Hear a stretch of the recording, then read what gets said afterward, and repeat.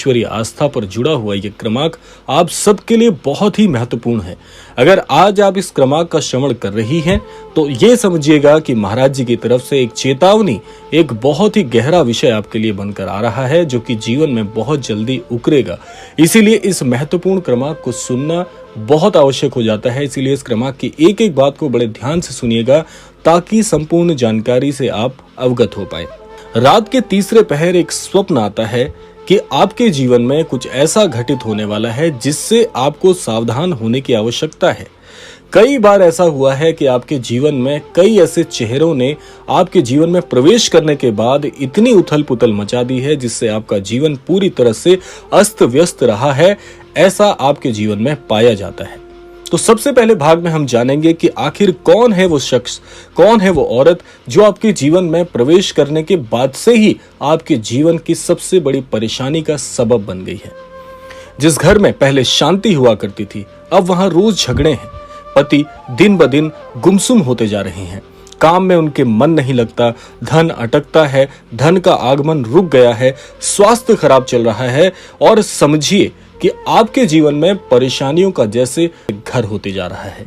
एक महिला जो मुस्कुराते हुए आपके घर में प्रवेश करती है, आपके घर के कोने कोने को जानती है, आपके घर में उसके प्रवेश होने से ही एक ऐसी ऊर्जा का प्रवेश घर में हो जाता है जो कि पूरे घर को अस्त व्यस्त कर सकता है। इसका विवरण बड़े ध्यान से आपको सुनना है। सबसे पहली बात है कि ये महिला कोई दूर की नहीं है। आपके घर में, आपके पड़ोस में, आपके हर एक भाग को ये बहुत अच्छे से जानती है।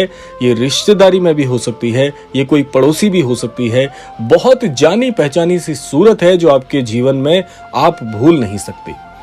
महाराज जी ने कहा था अपने सबसे पास वालों से ही सबसे बड़ा धोखा होता है, तो इसीलिए ऐसा ही कुछ आपके जीवन के साथ भी हो रहा है।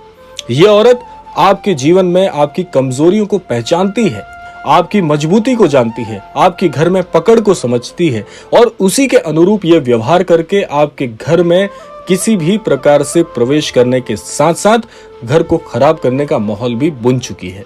दूसरे भाग में हम जानते हैं कि कौन सी ईश्वरीय चेतावनी आपको इंगित करना चाहती है कि अब बहुत हो चुका, अब आपको सावधान होने की आवश्यकता है।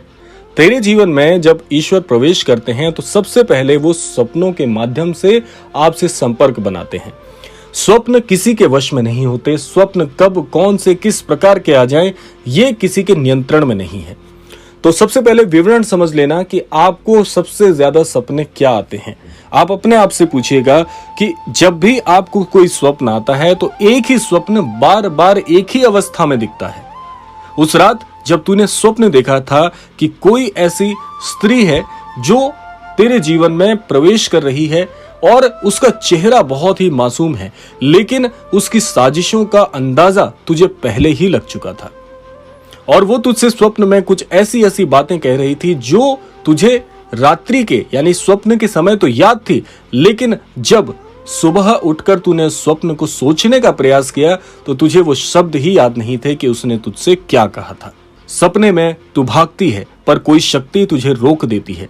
जब तू बाबा का नाम का जाप करती है तब वही शक्ति ढीली पड़ जाती है। बार बार ऐसे सपने का आना जैसे मन बहुत भारी है। स्वप्न में ऐसा लगना कि तू चिल्लाना चाह रही है लेकिन तेरी आवाज गले से बाहर नहीं आ रही है। इस प्रकार के डरावने स्वप्न, इस प्रकार के मन को संकोचित करने वाले स्वप्न सबसे ज्यादा तुझे आते हैं। स्वप्न में अचानक से नींद का खुलना और नींद के खुलने के साथ साथ बहुत ही अद्भुत या बहुत ही भयावह किस्म का मन में भाव आना, ये सब कुछ तेरे लिए नया नहीं है और कई वर्षों से तेरे साथ यही स्वप्न बार बार, या यूं कहा जाए कि किसी भी महीने में कम से कम 4 से 5 बार एक ही सपना बार बार आ रहा है। तो ये संकेत है, ये तेरे इष्ट, ये ब्रह्मांड तुझे संकेत दे रहा है कि तुझे अब सावधान हो जाना चाहिए। महाराज जी की वाणी में जब संकट आता है और नींद में प्रभु का नाम लेने की कोशिश यदि कोई कर रहा हो लेकिन प्रभु का नाम मुख पर आ ही ना रहा हो, समझ जाना कि कोई बड़ी परेशानी में तुम घिरे हुए हो। तो सब कुछ इसका विश्लेषण हम निकालते हैं कि ये सपना चेतावनी थी या किसी प्रकार की मानसिक, आत्मिक या शारीरिक जाल में फंसने की कोई संभावना है। स्वप्नों की भाषा को समझना जरूरी है। अंधेरा, माला, गिरते हुए दीपक, टूटता घर, ये सब कुछ एक बहुत ही नकारात्मक संकेत है। अगले भाग में हम जानेंगे कि क्या तेरी शक्ति है, क्या तेरी साधना है और कैसे इस सब से बाहर निकला जाए। देखिए, साधना के चरण बहुत ही स्वच्छ हैं, बहुत ही सामान्य है कि प्रातःकाल नीम करौरी बाबा का नाम लेकर जल अर्पण आपको अवश्य करना चाहिए अगर ऐसी परेशानियों से जूझ रहे हो तो। दूसरा है, रोज सूर्योदय के समय राम राम का कम से कम 108 बार उच्चारण करिए। हर मंगलवार को हनुमान चालीसा का पाठ करें, लेकिन बाबा की तस्वीर के सामने। इससे क्या होगा कि आपके घर में सकारात्मकता तो बनी रहेगी, साथ साथ में महाराज जी का स्मरण भी हो जाएगा। नीम करौरी बाबा हमेशा कहते थे, अगर पत्नी सच्चे मन से पति की रक्षा चाहे तो खुद काली भी उसके पति को छू नहीं सकती। औरत की शक्ति आपसे बेहतर कोई नहीं जानता। वो औरत जो तेरे पति को तोड़ना चाहती है, उसके मन में भ्रम डालना चाहती है, उसको तुझे रोकना होगा, क्योंकि तेरी शक्ति तप है, प्रेम है, सेवा है, राम का नाम है। यहाँ पर समझना यह है कि ये जटिल परीक्षा है, लेकिन इस परीक्षा में तुझे उत्तीर्ण होना बहुत जरूरी है। अब हम जानते हैं जीवन परिवर्तन की घड़ी कैसे तेरे जीवन को परिवर्तित करेगी। देखिए, अब वक्त है निर्णय का। क्या तू हार मान लेगी या तेरे भीतर की शक्ति उठेगी? क्योंकि इतना सब कुछ देखने के बावजूद भी अगर इस पहेली को सुलझा नहीं पाए तो समझ जाना कि हम इस पहेली के शिकार हो चुके हैं। तो याद कर अपने घर में उस माहौल को कि जब अनचाहे घर में झगड़े हो जाया करते थे, बच्चे तेरी बात नहीं सुनते थे, बच्चों की परीक्षा में, बच्चों की शिक्षा में इतनी ज्यादा अड़चने आती थी कि कभी मन ही नहीं लगता था बच्चों का पढ़ाई में।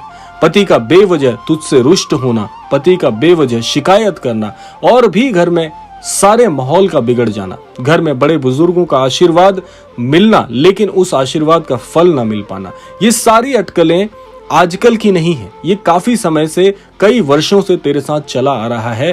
क्या तू अब तक हार नहीं मानी? अगर तुझे इससे जागना है तो तुझे समझना होगा कि कहीं ना कहीं किसी प्रकार से इस परेशानी को जड़ से खत्म करना होगा। इसके लिए तू प्रेरणा ले महाराज जी की, तेरी साधना जरूर रंग लाएगी। आप महाराज जी से इस प्रकार से जुड़े, महाराज जी से प्रार्थना करना आप सब छोड़ देते हैं, ये सबसे बड़ी कमजोरी है। और आज स्थिति ऐसी हो गई है कि अपने इष्ट पर भी विश्वास टूटता जा रहा है तुम्हारा।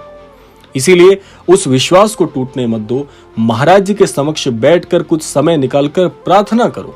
महाराज जी बहुत दयालु हैं। अगर महाराज जी के समक्ष अपनी परेशानी को अपने मुख से अवगत कराया जाए तो इस परेशानी का हल बड़ी सरलता से महाराज जी स्वयं निकाल लेंगे। इसीलिए बहुत सरल सी महाराज जी की साधना होती है और इस विश्व में सबसे सरल साधना मैं कहूंगा महाराज जी की है। महाराज जी के समक्ष यदि कोई भी व्यक्ति अपने हृदय की बात लेकर आता है तो महाराज जी कभी उसे निराश नहीं करते।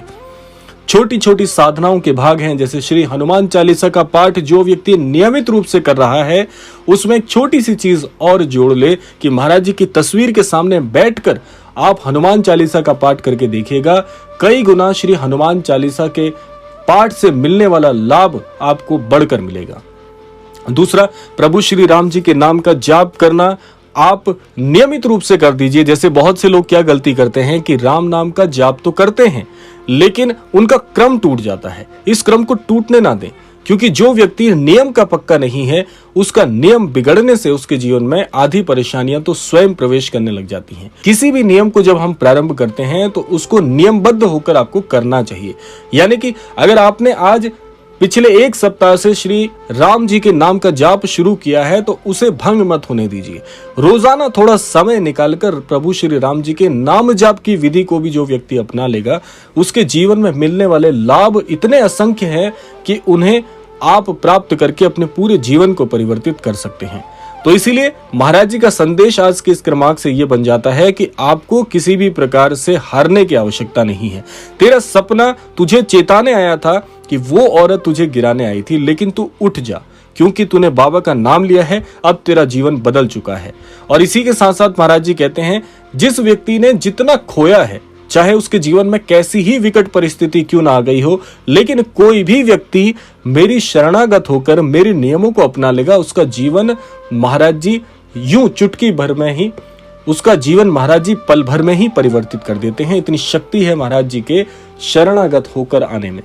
इसीलिए आप सभी से मैं कहना चाहूंगा कि जो भी जीवन में आपकी परेशानी चल रही है उससे हार मत मानिए, महाराज जी की शरणागत हो जाइए, सारी जिम्मेदारी महाराज जी को दे दीजिए, आपका जीवन महाराज जी पल भर में परिवर्तित कर देंगे।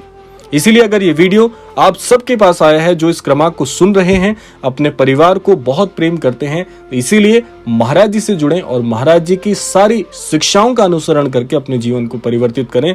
इसी कामना के साथ समय आता है विदा लेने का। विदा लेने से पूर्व समय है रोजाना की प्रार्थना का।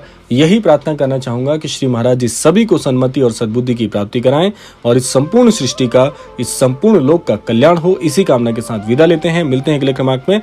तब तक के लिए जय श्री राम, जय गुरुदेव, जय उत्तराखंड।